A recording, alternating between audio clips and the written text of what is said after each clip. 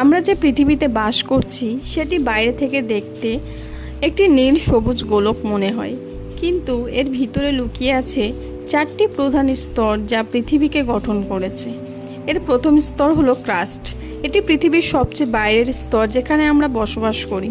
এর পুরুত্ব সমুদ্রের নিচে প্রায় 5 কিলোমিটার এবং পাহাড়ি অঞ্চলে প্রায় 70 কিলোমিটার। এর দ্বিতীয় স্তর হলো ম্যান্টেল, যেখানে তাপমাত্রা এতটাই বেশি যে পাথরগুলো গলে আধা তরল আকারে থাকে। এখান থেকেই আগ্নেয়গিরি লাভা বের হয়। তৃতীয় স্তর হলো আউটকোর। এটি সম্পূর্ণ তরল ধাতু দিয়ে তৈরি, মূলত লোহা আর নিকেল। এই স্তরের গতির কারণেই পৃথিবীর চৌম্বক ক্ষেত্র তৈরি হয়। সবচেয়ে ভিতরের স্তর হলো ইনার কোর। এটি এতটাই গরম যে সূর্যের পৃষ্ঠের সমান তাপমাত্রা প্রায় 5500 ডিগ্রি সেলসিয়াস, কিন্তু প্রচণ্ড চাপের কারণে এটি তরল নয় বরং শক্ত ধাতু। এই চারটে স্তর ক্রাস্ট, ম্যান্টেল, আউটকোর এবং ইনার কোর একসাথে আমাদের পৃথিবীকে গঠন করেছে। আর এই রহস্যময় স্তরের ভিতরেই লুকিয়ে আছে ভূমিকম্প, আগ্নেয়গিরি এবং পৃথিবীর চৌম্বক ক্ষেত্রের রহস্য।